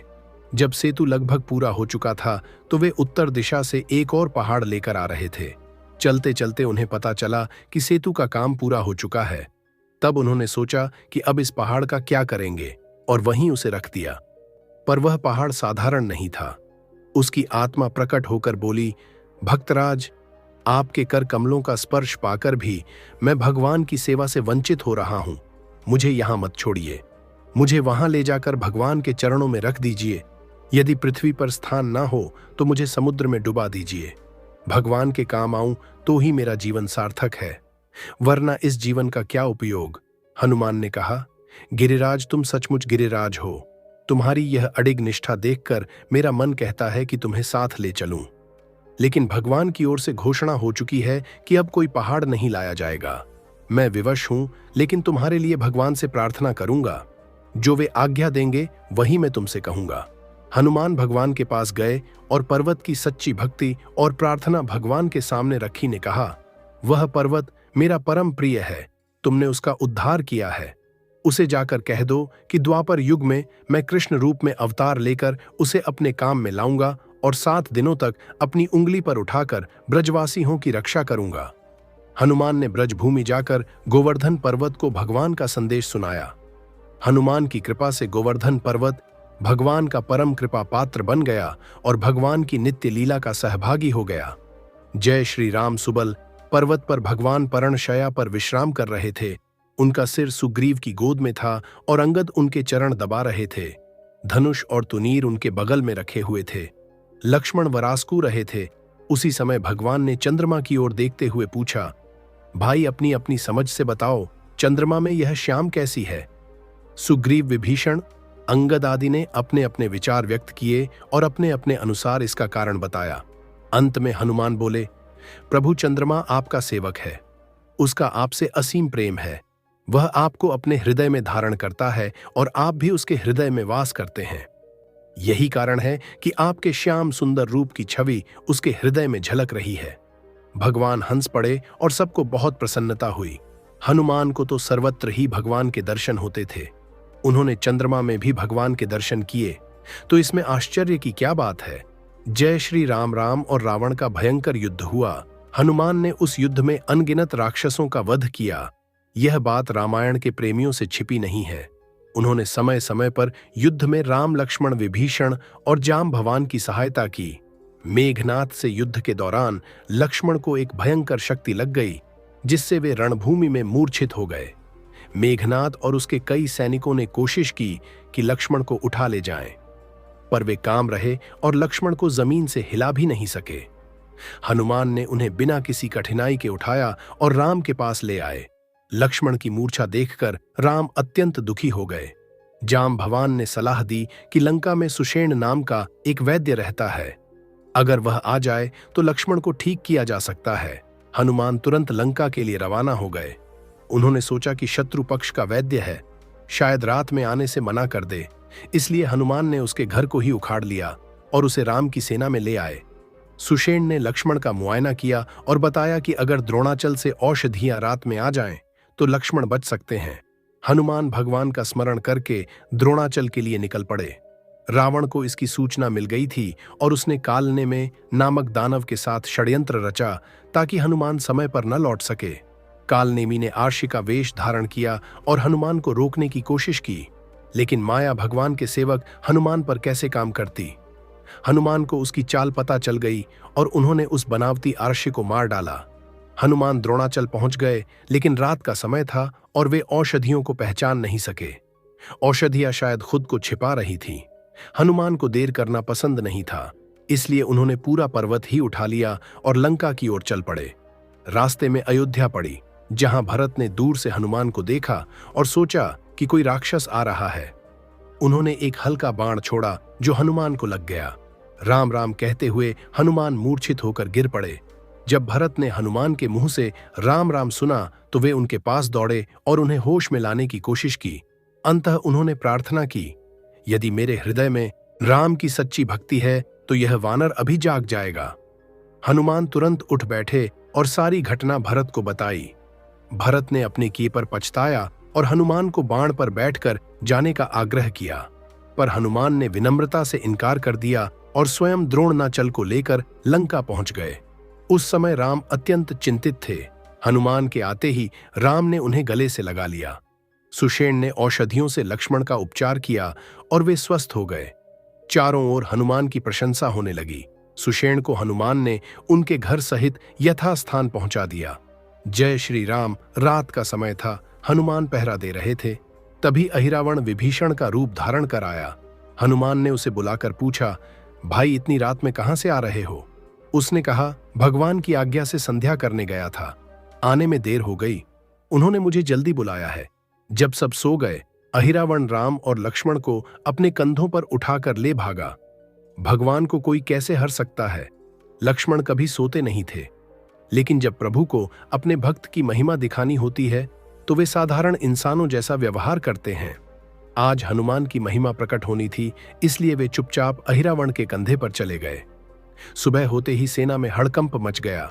सुग्रीव, जाम्बवान और विभीषण सभी व्याकुल हो उठे। हनुमान ने सारी घटना सुनाई। विभीषण बोले, यह अहिरावण की माया है, मेरा रूप और कोई नहीं धारण कर सकता। हनुमान ने कहा, वह चाहे जितना भी शक्तिशाली हो, चाहे जहां भी छिपा हो, मैं उसके पास जाऊंगा और उसका वध करके अपने प्रभु को वापस ले आऊंगा। हनुमान ने यात्रा शुरू की। देवयोग से उन्हें पता चला कि अहिरावण राम और लक्ष्मण को नागलोक ले गया है। वहां पहुंचकर हनुमान ने महल में प्रवेश करने की कोशिश की, लेकिन मकरध्वज ने उन्हें रोक दिया। उसने कहा, तुम कौन हो? जानते नहीं, मैं महावीर हनुमान का पुत्र हूं। चोरी से जाना चाहोगे तो तुम्हें लोहे के चने चब दूंगा। यह सुनकर हनुमान चौंक गए और बोले, भैया मेरा कोई पुत्र नहीं है, तुम कहां से आए हो? मकरध्वज ने जवाब दिया, जब आपने लंका जलाई और समुद्र में स्नान किया था, तब एक मछली ने आपका पसीना पी लिया, उसी के गर्भ से मेरा जन्म हुआ। हनुमान ने राम और लक्ष्मण का पता पूछा। उसने कहा, मुझे कुछ नहीं पता। आज मेरे स्वामी किसी की बलि दे रहे हैं, वहां किसी को जाने की अनुमति नहीं है, मैं आपको भी नहीं जाने दूंगा। हनुमान और मकरध्वज के बीच युद्ध हुआ और अंत में हनुमान ने उसे पूंछ से बांध दिया और मंदिर में घुस गए।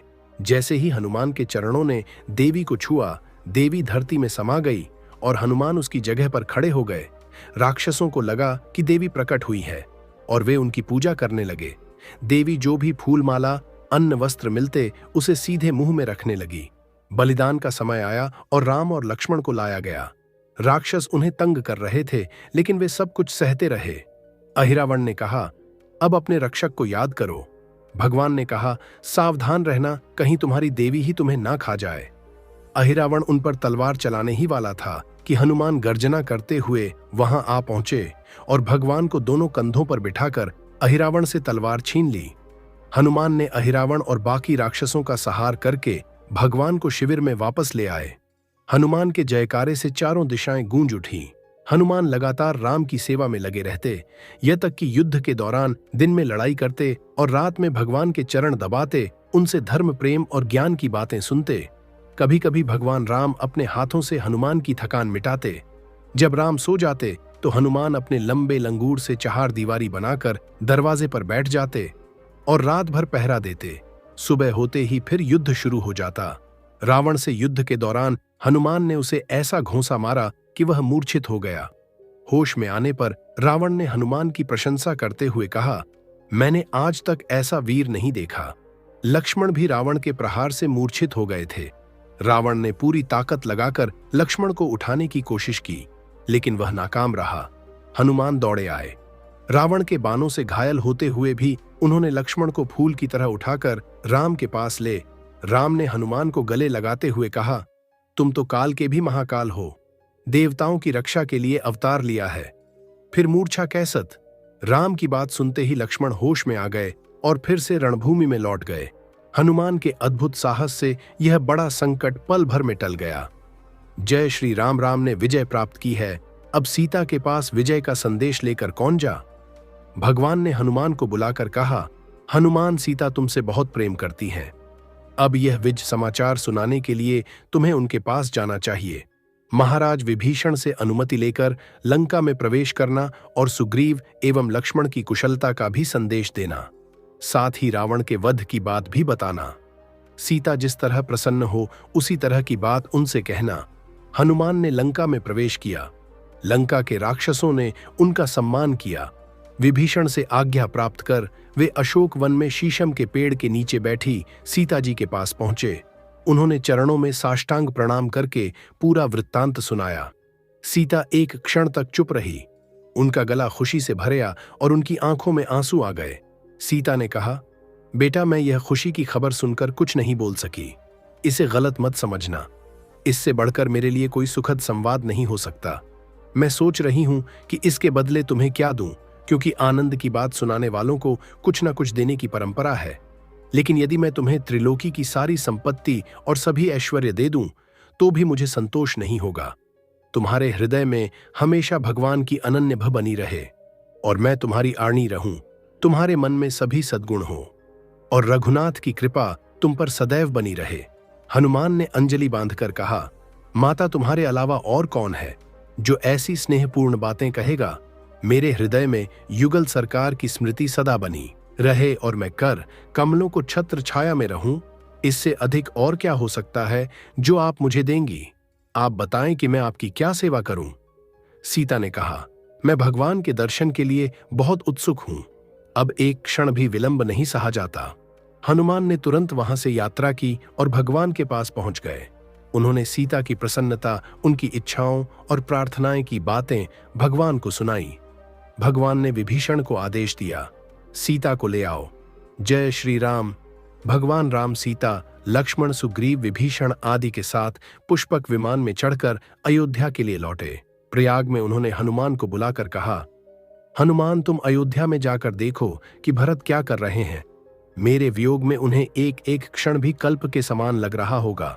उन्हें मेरा समाचार सुनाओ और उनका समाचार लेकर जल्दी से मेरे पास आ जाना।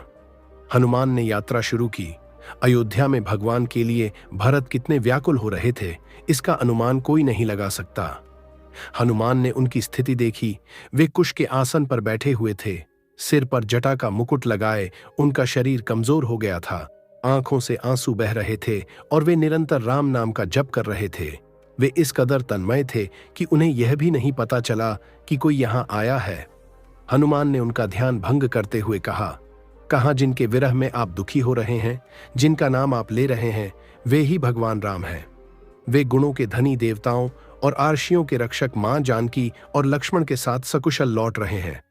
हनुमान के वचन सुनते ही भरत के शरीर में नई ऊर्जा का संचार हो गया। उनका रोम रोम, उनका रग रग अमृत से भर गया। उन्होंने तुरंत उठकर हनुमान को गले से लगा लिया और परिचय जाने पर उनकी खुशी की कोई सीमा न रही। उन्होंने बार बार भगवान राम के बारे में पूछा और हनुमान ने भी कई बातें कहीं। दोनों ने अनंत आनंद का अनुभव किया। भरत ने कहा, भाई, मैं तुम्हें क्या दूं? इसके बदले देने योग्य और कौन सी वस्तु है? तुम्हारे प्रति आर्णी रहने में ही मुझे खुशी है।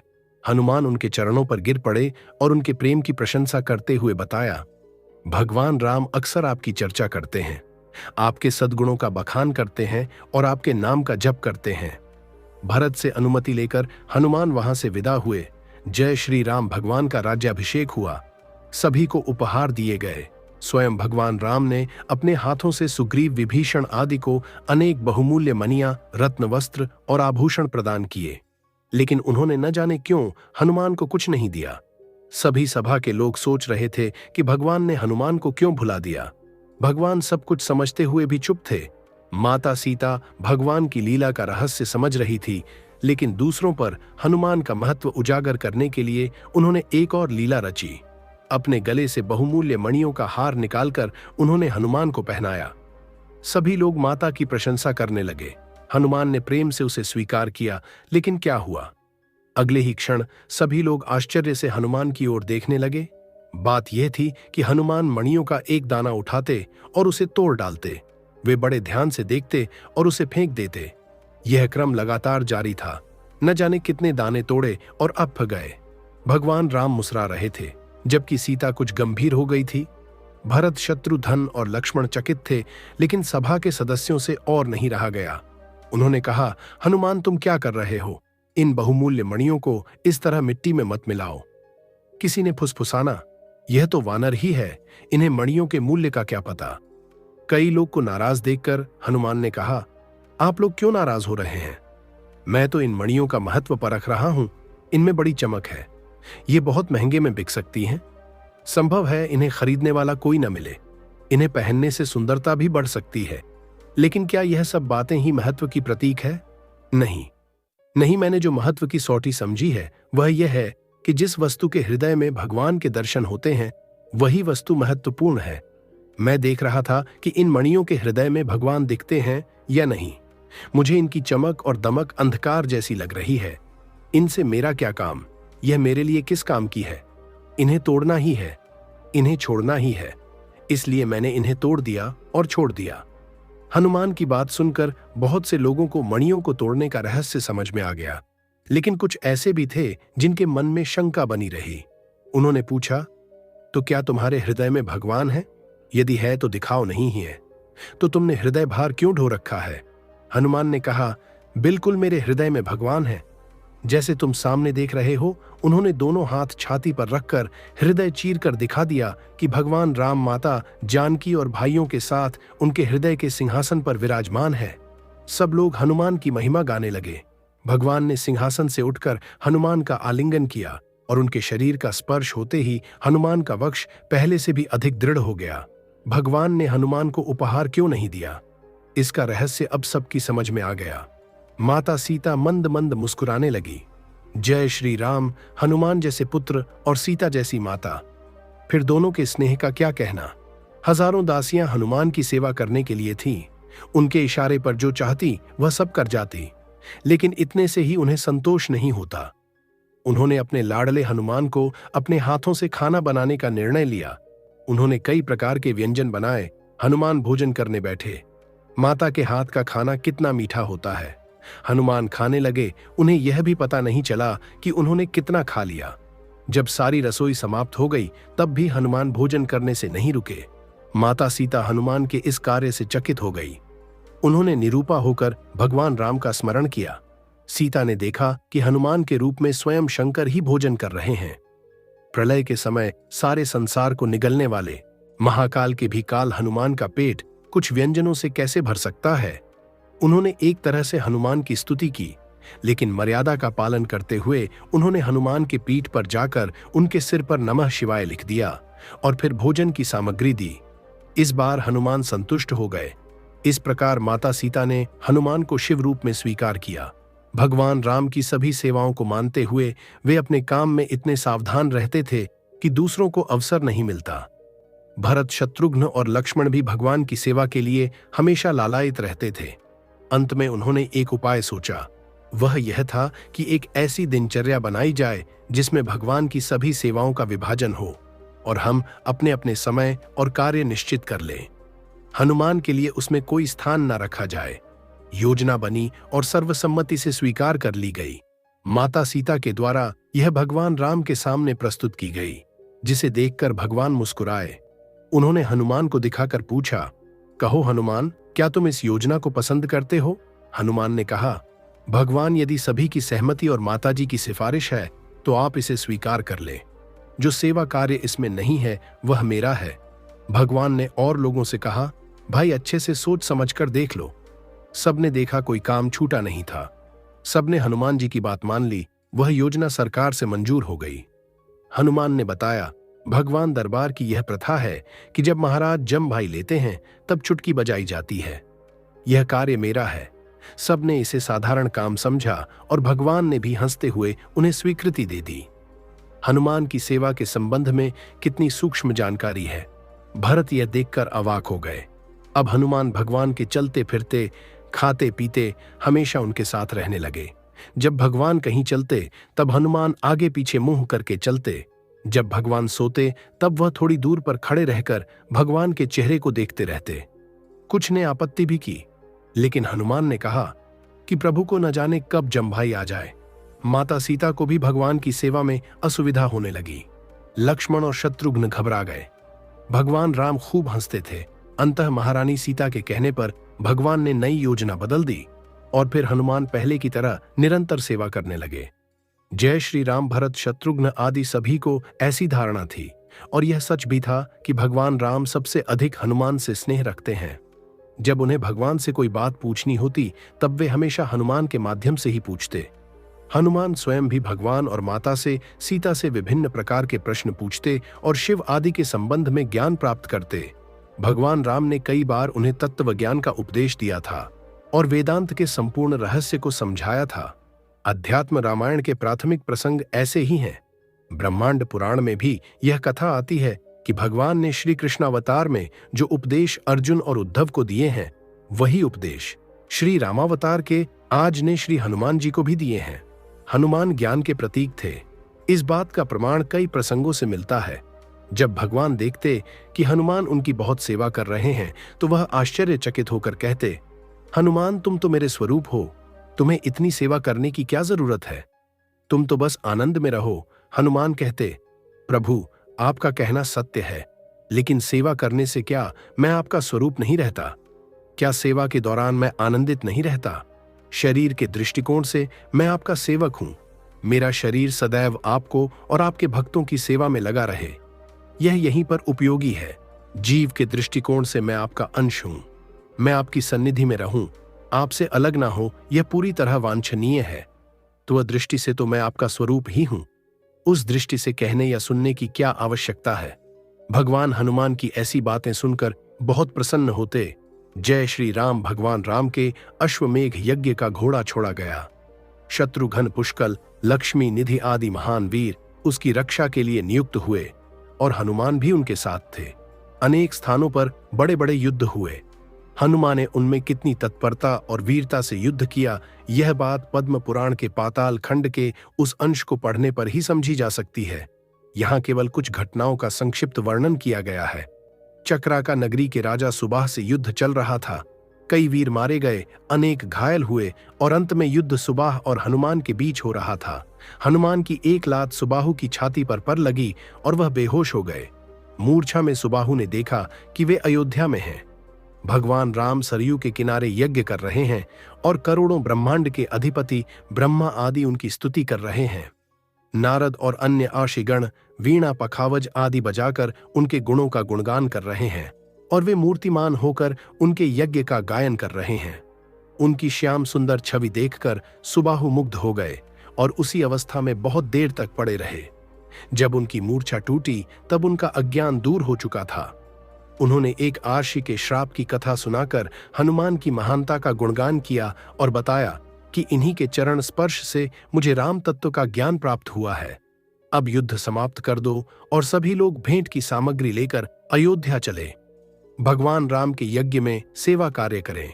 हनुमान और अन्य की पूजा करके वे लोग अयोध्या आए और हनुमान ने यज्ञ अश्व के साथ आगे की यात्रा शुरू की। जय श्री राम। जब वह घोड़ा देवपुर के शिव भक्त राजा वीरमणि के द्वारा पकड़ा गया तब एक भयंकर युद्ध हुआ। वीरमणि की भक्ति से प्रसन्न होकर स्वयं भगवान शंकर ने यह युद्ध लड़ा और शत्रुघ्न, पुष्कल आदि सभी बेहोश या मृतप्राय हो गए। केवल हनुमान ही लड़ते रहे। भगवान शंकर की लीला में वे दोनों ही ओर से अपने भक्त और भगवान की ओर से लड़ रहे थे। तब भला कौन हारता? हनुमान ने कहा, मैं जानता था कि शंकर राम के भक्त हैं, लेकिन तुम्हारी भक्ति का पता चल गया। हम राम के यज्ञ को पूरा करने के लिए घोड़े की रक्षा कर रहे हैं और तुम उसमें विघ्न डालने के लिए युद्ध कर रहे हो। शंकर ने कहा, यह तो सही है, मुझसे भगवान की भक्ति कहां बनती है, लेकिन तुम्हारी बातें बहुत अच्छी लग रही हैं। तुमने मुझे भगवान का स्मरण करा दिया, लेकिन मैं क्या करूं? वीरमणि की भक्ति से मैं विवश हूं, मुझे उसकी ओर से लड़ना होगा। बड़ा घमासान युद्ध हुआ। हनुमान के प्रहार से शंकर का रथ टूट गया, उनके अस्त्र निष्फल हो गए, उनका शरीर थक गया। नंदी भागने की कोशिश करने लगा। शंकर ने हनुमान को पुकारा और कहा, वीर, तुम धन्य हो, तुम्हारी भगवत भक्ति धन्य है। मैं तुम्हारी भक्ति और भगवान के प्रति समर्पण देखकर प्रसन्न हूं। जो वरदान यज्ञ और तप से नहीं मिल सकते, वह मैं तुम्हें देने के लिए तैयार हूं।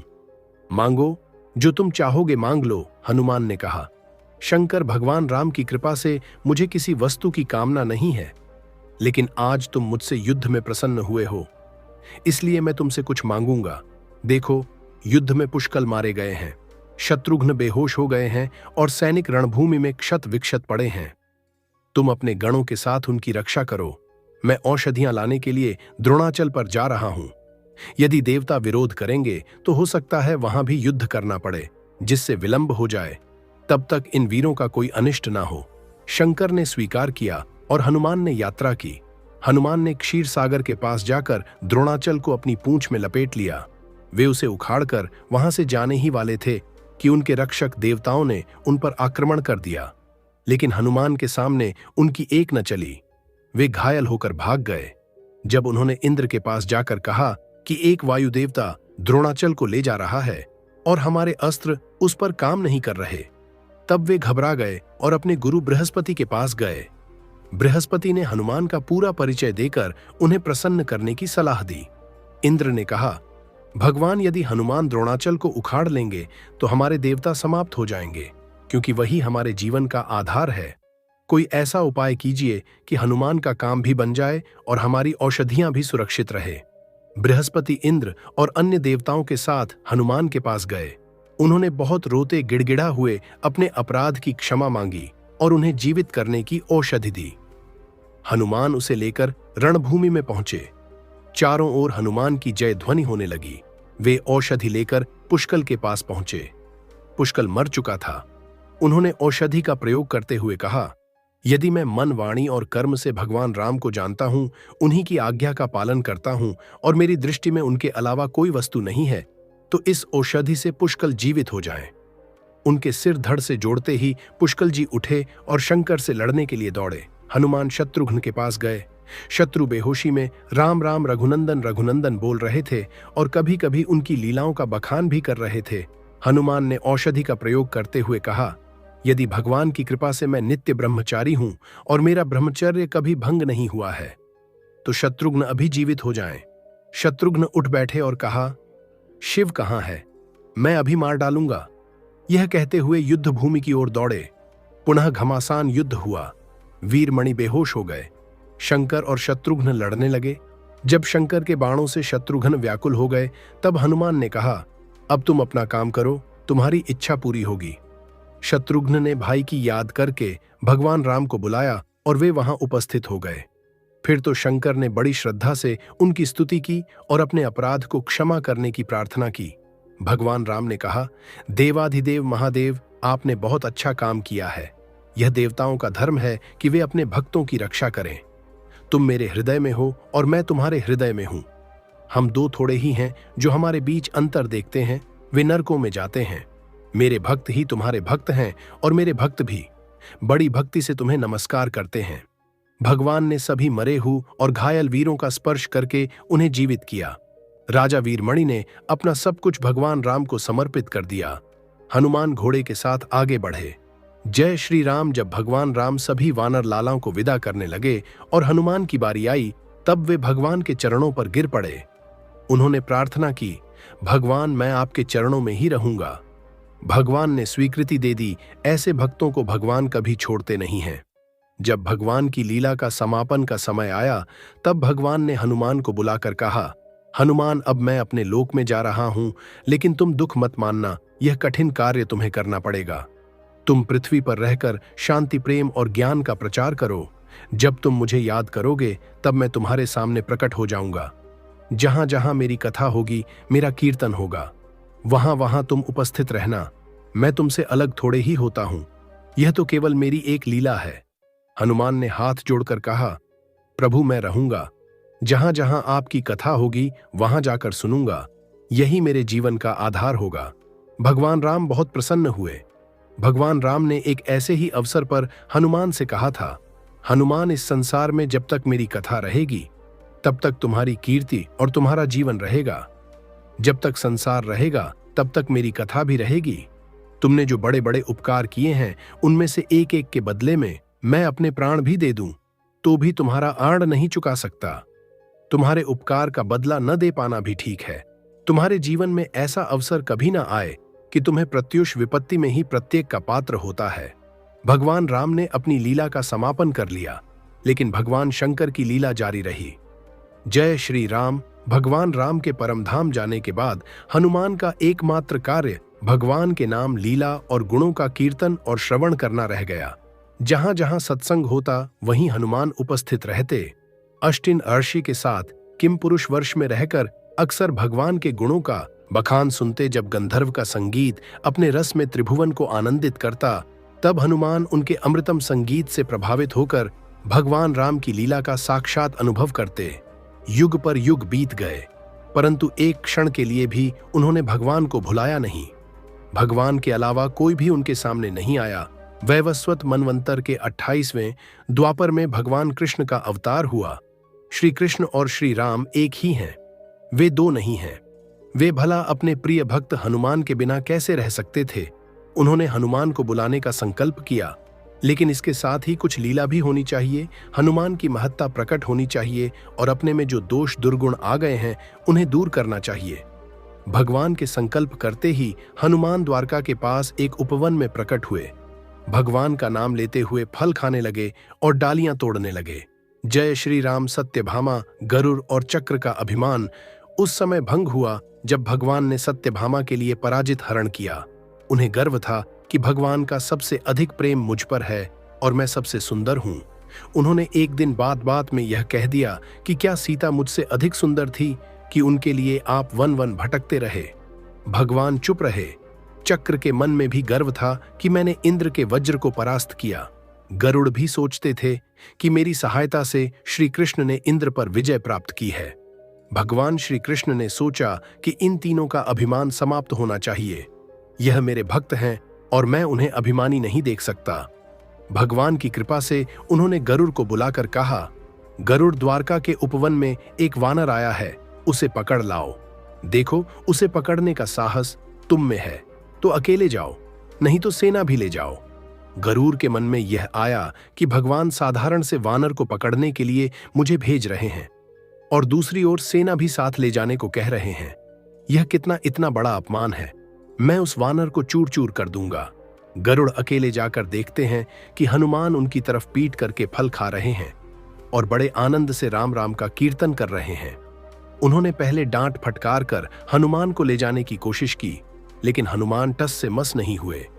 जब गरुड़ ने उन पर आक्रमण किया तब उन्होंने बहुत देर तक, जैसे लोग नन्ही चिड़ियों से खेलते हैं, वैसे ही हनुमान खेलते रहे। लेकिन जब गरुड़ ने हार नहीं मानी तब उन्होंने अपनी पूंछ से उन्हें लपेटकर थोड़ा कस दिया। गरुड़ छटपटा लगे। उन्होंने भगवान श्री कृष्ण का नाम लेते हुए कहा कि उनकी आज्ञा से मैं आया हूं, उन्होंने तुम्हें बुलाया है, वे साक्षात नारायण हैं।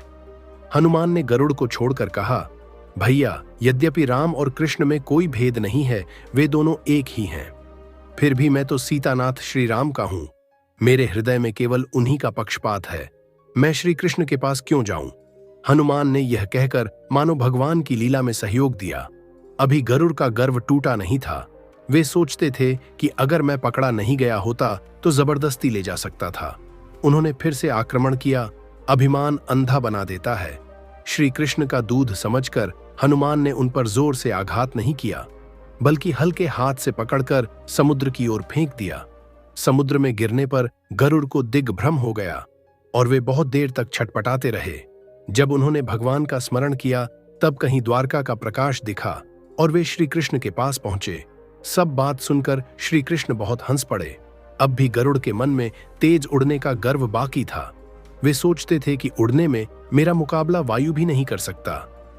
हनुमान बल में मुझसे बड़े हो यह अलग बात है। भगवान ने कहा, गरुड़, इस बार जाकर तुम कहो कि तुम्हारे इष्ट देव भगवान श्री राम तुम्हें बुला रहे हैं।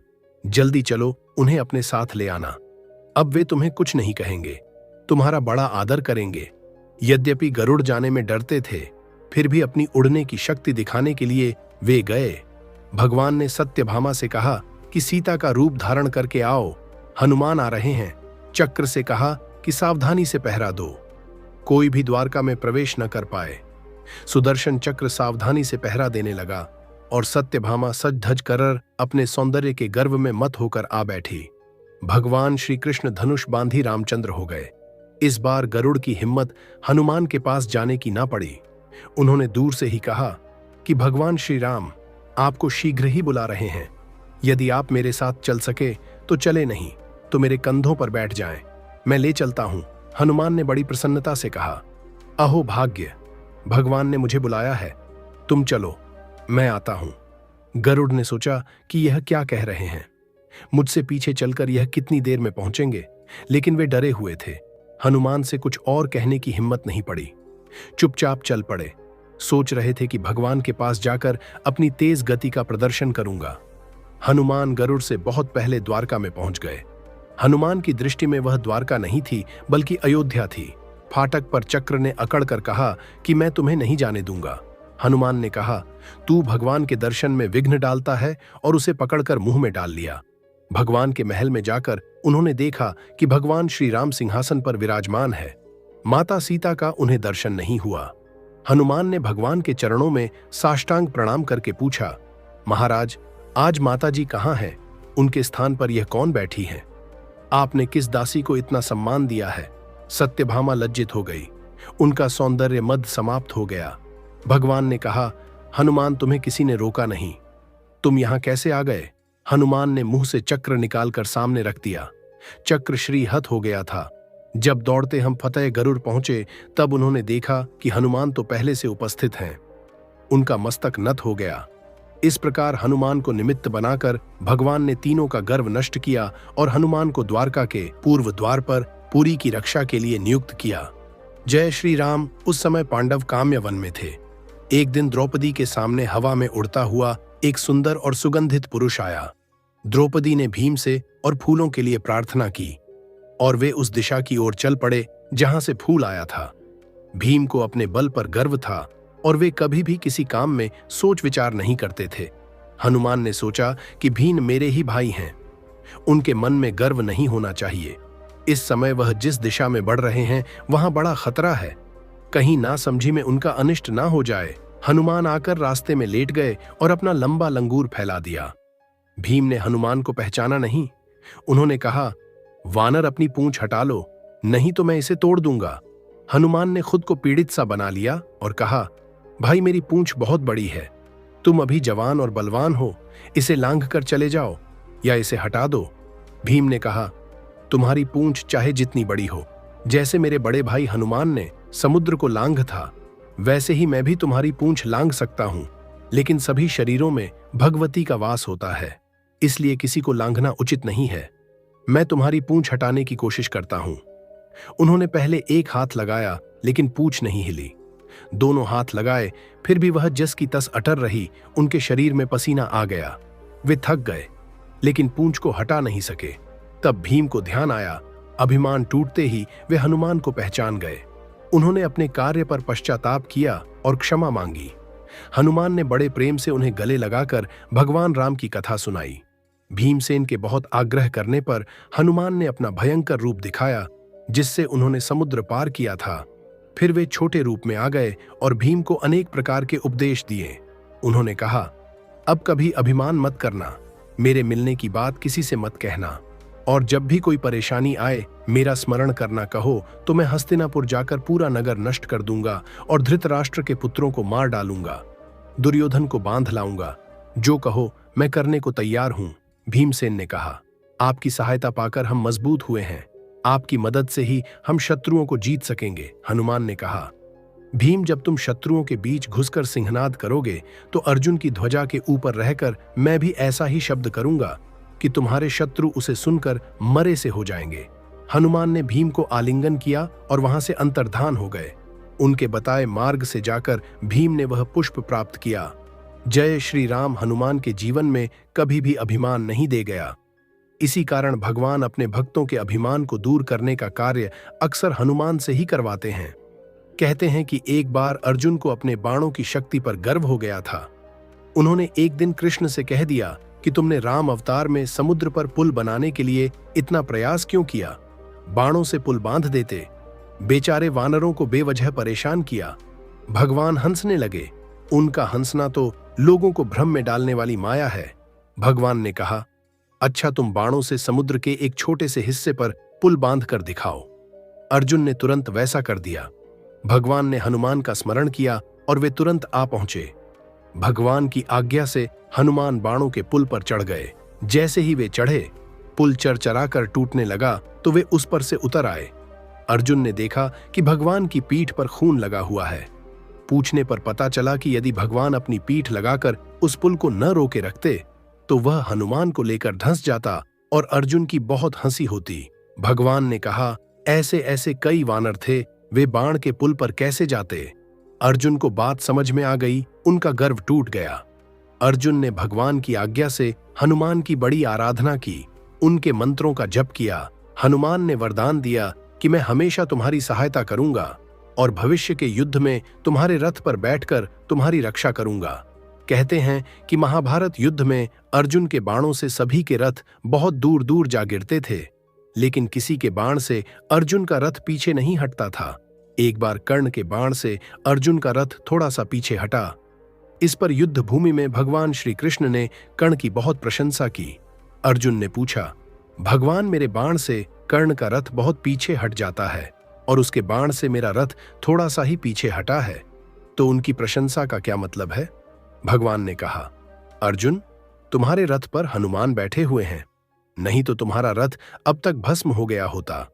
उनके उपस्थित रहने पर रथ का थोड़ा पीछे हटना कर्ण की बड़ी वीरता का संकेत है। अर्जुन को समझ आ गया। महायुद्ध के अंत में जब हनुमान अर्जुन के रथ से कूद पड़े तब उनका रथ जलकर भस्म हो गया। हनुमान की शक्ति थी कि अर्जुन इतनी वीरता के साथ लड़ सके। श्री कृष्ण के पुत्र प्रद्युम्न दिग्विजय के लिए निकले थे। द्वारका में अश्वमेध यज्ञ होने वाला था और यही इसकी पृष्ठभूमि थी। वे दिग्विजय करते हुए हिरण्मय खंड में पहुंचे। उस समय उनके साथ अर्जुन भी थे और उनके रथ की ध्वजा पर हनुमान विराजमान थे। हिरण्मय खंड में नल नील के वंशजों से प्रद्युम्न का बड़ा युद्ध हुआ। अर्जुन भी लड़ रहे थे। वहां के वीर वानर अर्जुन और प्रद्युम्न के रथ को अपनी पूंछ में लपेटकर जमीन पर पटक देते थे। बहुत भयंकर संग्राम हुआ। अंत में हनुमान जी ध्वजा पर से कूद पड़े और अपनी पूंछ में सभी वानरों को समेट लिया। जब उन्हें पता चला कि यह तो हनुमान है, तब वहां के सभी निवासियों ने श्रद्धा भाव से हनुमान, प्रद्युम्न और अर्जुन की पूजा की, अनेक प्रकार के भेंट दिए। वहां से फिर उन लोगों ने दूसरी ओर प्रस्थान किया। जय श्री राम। हनुमान कितने महान तत्ववेत्ता थे, इसका ज्ञान राम रहस्य उपनिषद से मिलता है। सनत सनन सनत कुमार और सनातन भाई उनसे राम मंत्रों का रहस्य सीखते हैं। कई बड़े आर्षि और प्रहलाद उनके शिष्य रहे हैं। स्वयं भगवान राम ने उन्हें उपनिषदों का तत्व बताया है, जिसका उल्लेख मुक्ति को उपनिषद में किया गया है और भी पुराणों में मारुति के चरित्र का विस्तार से वर्णन किया गया है। यहां तो उनके जीवन की कुछ घटनाएं संक्षेप में ही लिखी जा सकी हैं। भगवान मारुति कहीं गए नहीं हैं, वे यहीं हैं, आज भी हमारे बीच में हैं, केवल हम उन्हें पहचान नहीं पाते। इसका कारण हमारी अशरात है। तुलसीदास जैसे महात्माओं ने इस युग में मारुति से साक्षात्कार किया है। अब भी ऐसे साधक हैं जो भगवान मारुति को प्राप्त करते हैं। शास्त्रों में उन्हें पाने के लिए अनेकों मंत्र और अनुष्ठान भी बताए गए हैं। श्रद्धापूर्वक उनका अनुष्ठान करने से मारुति राय के दर्शन संभव हैं।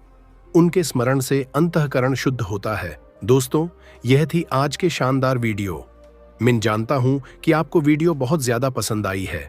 अगले वीडियो में आपके लिए इसी प्रकार से लेकर आने वाला हूं बहुत ही जल्द।